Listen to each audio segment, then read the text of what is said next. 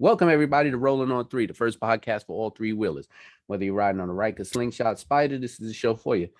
Today, I'd like to welcome Corinna all the way from the UK. Corinna, welcome to the show. Thank you. Thanks for having me, Keith. Thank you. Thank you. I always start off the show because people want to know, what are you rolling on? I am rolling on a baby Can Am Ryker 600. Not a baby. That's the one I have. Hey, Corinna, tell us a little bit about yourself. Okay, so I'm 56. Never ridden a motorbike before. Apart from probably in my 16, when I was about 16, 17, probably rode around the park on the little fizziest little 50cc's that the boys had down there. You know, bit of a tomboy, sort of like to do boys stuff. Mm-hmm. And yeah, I actually got back together with an ex-partner last year, Andy, and he said to me, he had two motorbikes at this time, and he was selling his 600 Yamaha, and he said, I'm gonna keep it just in case somebody wants to do their bike test, meeting me.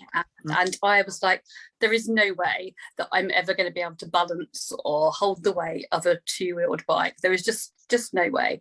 56, never ridden a bike before, really. I have quite a few disabilities as well, balance and strength issues, so thought it's not going to happen. Mm-hmm. So we looked into things a bit, and I test rode a Piaggio MP3, which was an absolute disaster. That's the bike, the Piaggio MP3. That's the scooter with the two wheels in the front that you lean to turn, right? Okay. Yeah. Oh my gosh, I nearly killed myself before I got out the car park. And what I didn't realise, it doesn't automatically put the two wheels down when you stop at the front. You have to flick a switch. And if your twist and go isn't completely off, the bike carries on. I ended up doing a U-turn in the middle of the road, and this traffic had to stop, and it was just, no, this is not going to work. Wow. So we kind of went back to the drawing board and sort of did a little bit of research, because I'd started riding pillion with Andy. Loved it, absolutely loved it, and was just getting a bit of a buzz. And at this time also, I was I'd just been medically retired from 37 years of mental health nursing. Okay. Congratulations to you. Congratulations. Thanks. I loved it. It was heart-rending having to be made medically retired, but now looking back on it, best thing that happened, because I've actually got my life back. I've got more energy. I'm not in constant as much pain. I'm not dragging myself into work every day. But we were looking at sort of even a mobility scooter, and I'm like, I'm not getting a mobility scooter. If I'm going to get a mobility scooter, it's going to be a three-wheeled ass bike. That's what's up. Mm-hmm. Yeah, I'm 56, but I'm still a bit badass. And another thing that I said to you in my email was, actually, I probably drank my way through my midlife crisis, so I'm deciding to have it now. And we researched a bit more, and we came across the Can Am Rykers, and that was it. I had to wait a few months to test ride it because of the lockdown over here. So okay.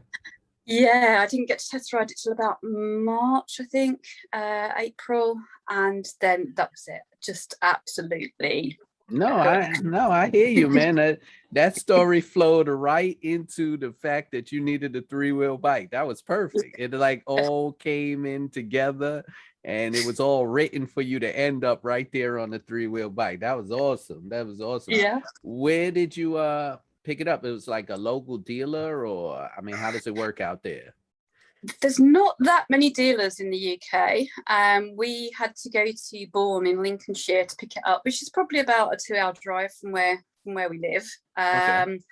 There's a couple of dealers in London, which were probably a little bit closer, but because of COVID and everything, we didn't really, and because it was going to be my first time test riding, I didn't really want to be driving around or riding the streets of London. We thought sort of little Lincolnshire town would be better, less traffic, more country roads. So we actually booked a hotel for the night before. We drove over in the car, actually, and yeah, we test rode the next day, but stayed in the hotel overnight and then came home. And then they actually delivered it for us, once I decided to buy it, which didn't take very long, really.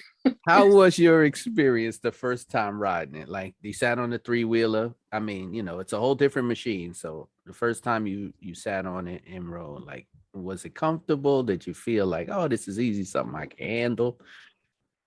Well, they have a little go around the car park, and I was a bit, it feels quite powerful when you first get on it if you're not used to riding a motorbike.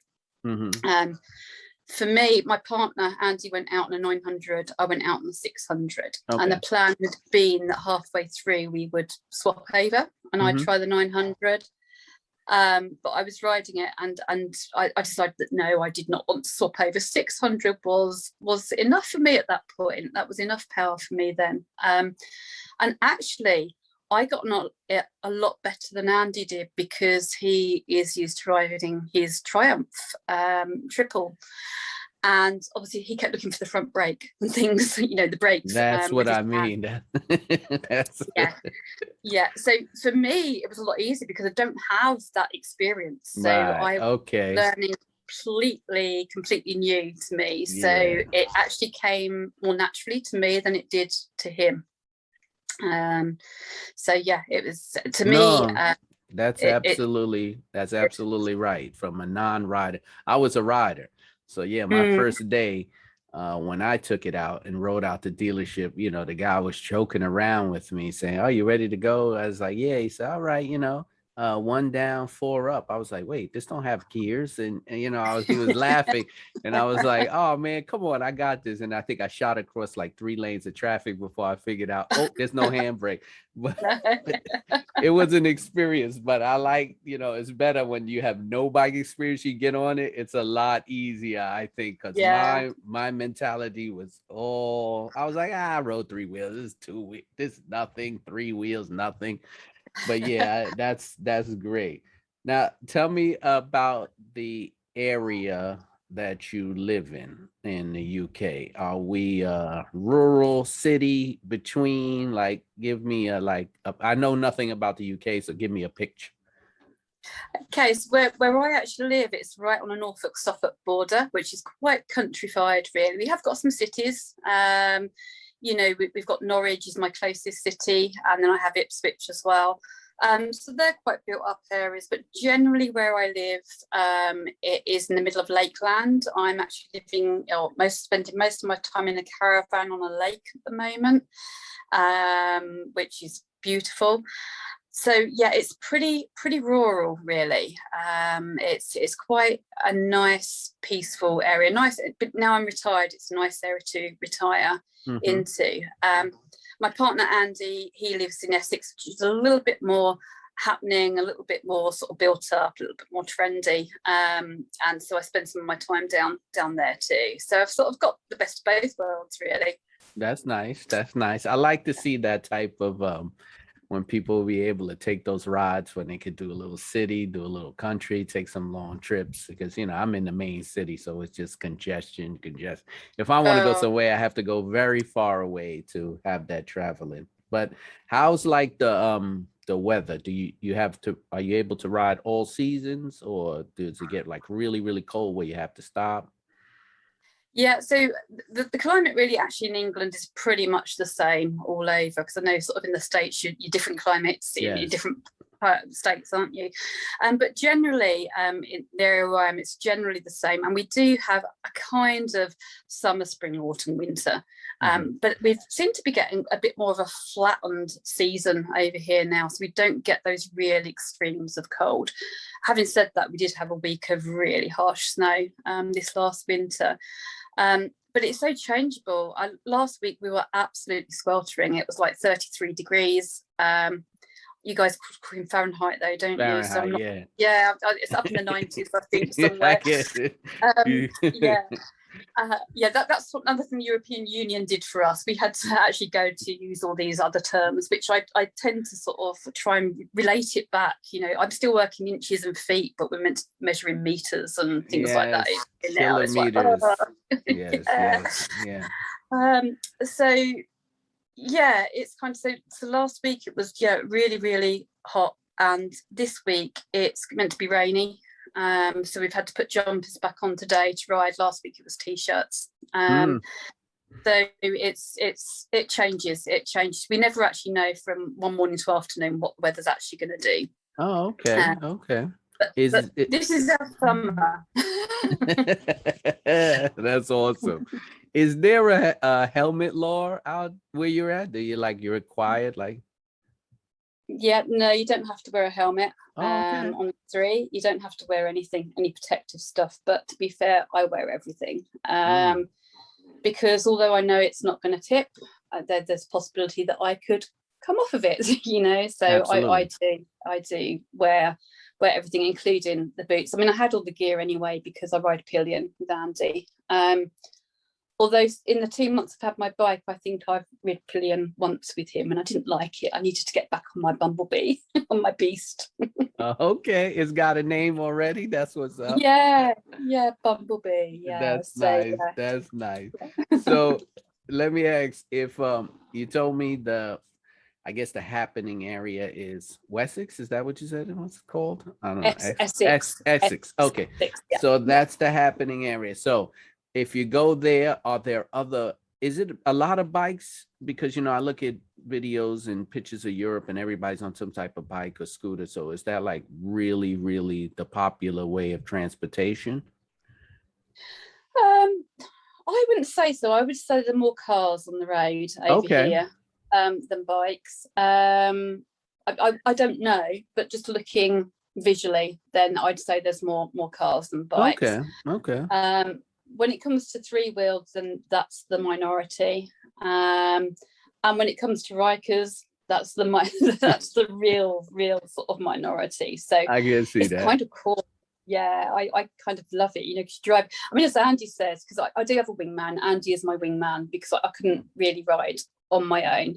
The distances we're doing, I do need a wingman with me, bless him. So it's very tiring for him because he's riding for 2 sometimes. We have the intercom system, it's like, Corinna, you're still indicating, or your foot's on the brake, you're getting tired, and you're not 2 seconds away, reminding me of all those things. But yeah, his Triumph has no attention whatsoever now wherever we go, because everyone's just taking a second look at me, and, it's the popular thing. It's the popular thing. So now when you go out with your bike, so where's the chill spot? If I'm in Essex and I'm visiting, where am I going for food to hang out?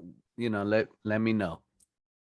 I guess sort of near to where Andy is, it'll be Chelmsford. It'll be a city called Chelmsford, quite a small city. But it would be Chelmsford would be the hangout place that you'd go. Or you could nip into London, of course, if you wanted to. So London's pretty. That's great. I like to give something for people who listen and travel and they say, well, where is she from? It sounds like a great place, so I like to give them a little idea. There'll be something to do.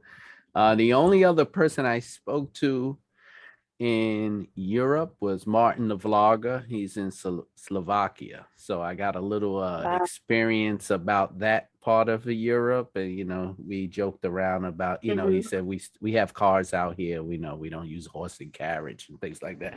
But he told me the same thing, that the bike was a head turner when he got it. And, so now I understand, I remember when I first got it and people would be like, hey, what's that? I mean, the craziest thing someone ever asked me was, did I make it?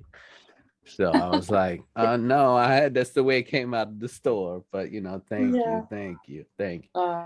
But, you told me that, you're riding with a partner. That's great. So are you putting some heavy miles on? Or are you just doing a little recreational thing?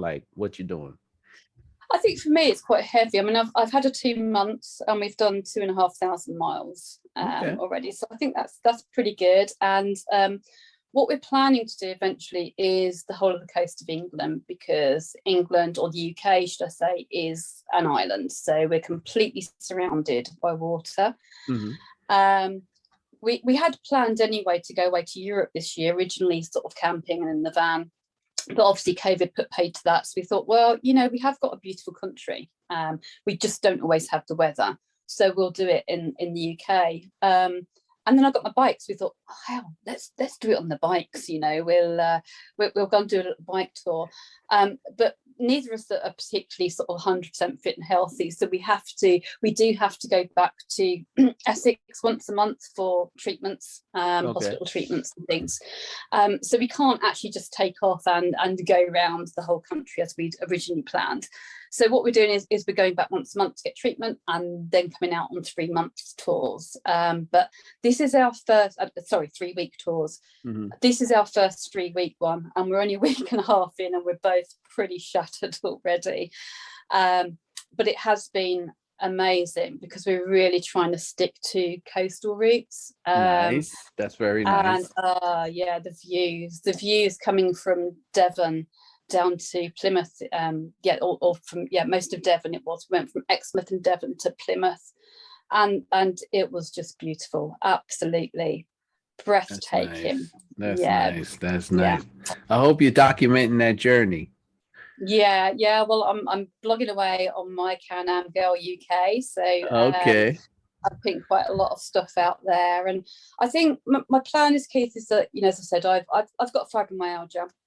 Mm-hmm. I have arthritis as well, and I have something called functional neurological disorder, which means that my brain and my nervous system and my body don't always see like fire together. Mm-hmm. So some days even walking, it can be a bit like patting your head and rubbing your tummy, and I fall over quite a bit, so I've had quite a few injuries from falling over. But hey, you sit down to ride, don't you? You don't need to walk to ride. Absolutely. And so my plan at the moment is I'm pretty good at the moment, and I'm trying to not so much be an advocate, but just help those people that can't, because fibro can be really bad and really crippling, and people can be stuck in bed with it.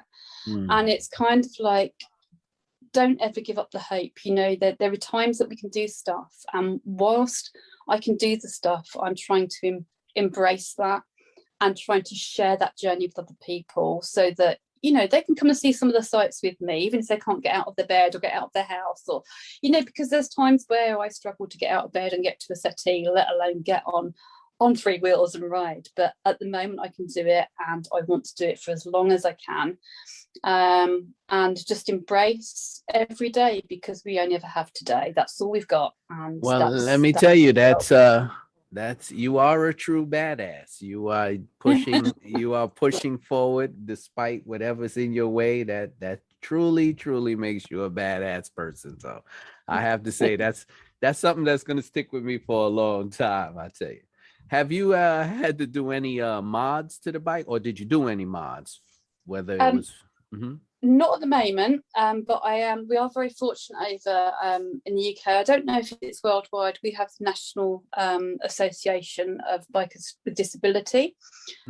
So at the moment, you can get grants from them to help you. So at the moment, I am struggling a bit with my twist and go, because I've got a lot of cartilage and tendon damage in my right elbow and shoulder from the previous falls, and I've got cartilage tears in my right hip as well.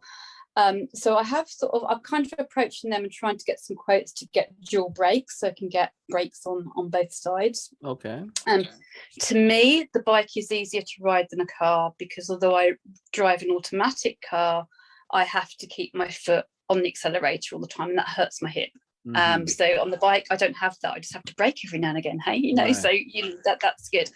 The other thing I'm looking into is just to see whether they can put the throttle on the left side as well, with a switchover button, so that if my left side of my body's working better one day, I can ride with my left side, and if it's my right side, I can ride my right side.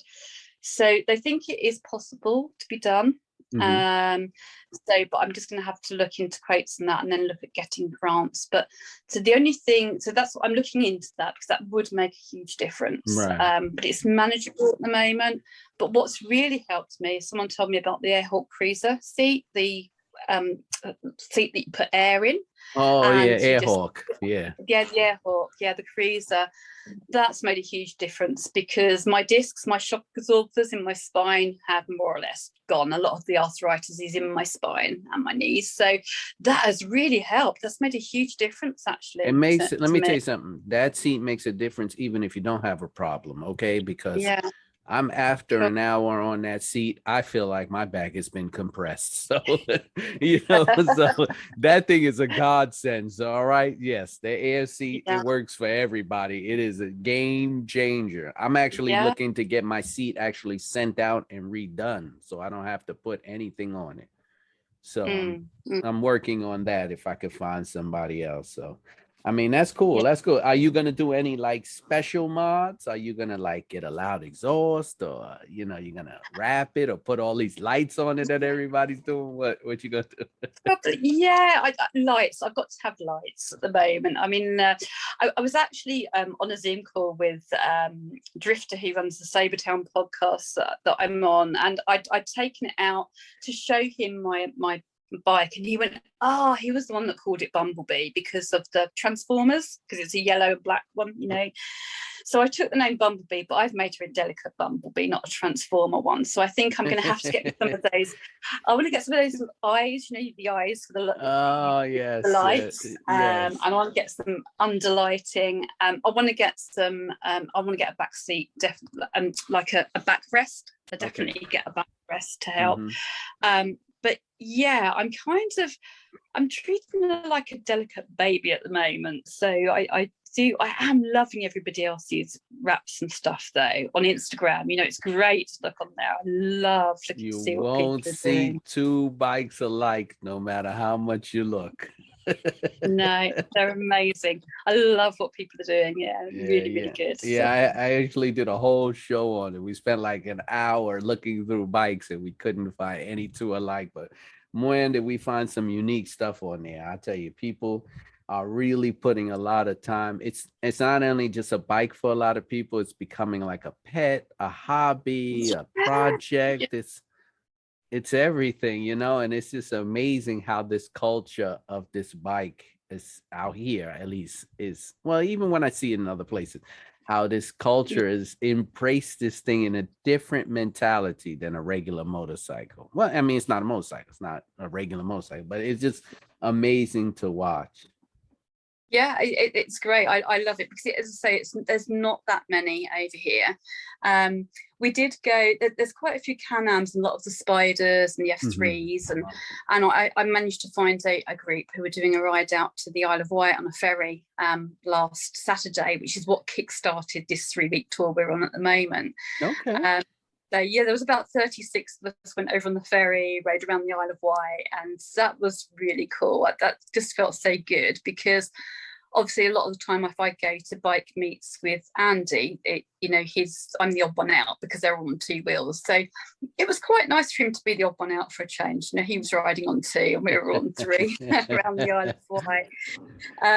But there weren't many Rikers there. And whenever, the only thing is, if you are in the UK and you're thinking of getting a Ryker, don't expect to be going anywhere in a hurry. You'll get from A to B in a hurry, but as you get off your bike at the other end, you'll have at least 2 or 3 people come over to talk to you to say, what is that bike? What is it? And you won't get away very quickly. You'll be held up a bit. I get it. Your bike will pick up its own personality after a while. Yeah. That's awesome. That's awesome.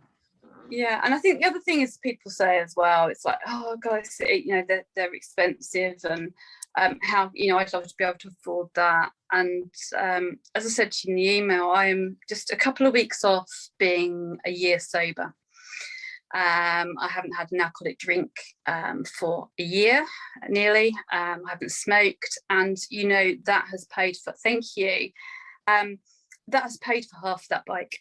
Oh wow. So in 2 years, so people, if you think you can't afford things, look at what you do. Stop your alcohol, stop your drugs, stop your cigarettes, stop those things that actually don't fulfill you. They don't actually do anything positive for you. and get your ass out and buy yourself a Can Am Ryker and go live. That's a commercial right there. I'm gonna have to send that to Can Am. That's a commercial. So now, congratulations on being sober. You mentioned to me you have a podcast about sobriety. Yeah, so I joined the I Am Sober app just nearly a year ago, and met some great people on there, made some great friends from all over the world. And in fact, one of the things we're doing on this journey is I'm going around and meeting some of the sober ladies that I met on that app. And a lovely guy called Drifter, he started a podcast off, and along with the development help of East Guy, he set up the Sobertown.com podcast. And I do a podcast on there each week with the lovely Polly. We do our happy hour, 2 for the price of 1, where we talk about everything from anxiety to moderation to how you go from that fear of never drinking again. Because whenever you stop, it's like, how can I never drink again? Life's going to be so boring. How can I do it? And then you get to that point of that fear of ever drinking again, because you realize how much you are now living and how much fun you can have without numbing ourselves. And also looking at the hard work that goes, it's very hard work being sober. It's more than just putting down the drink.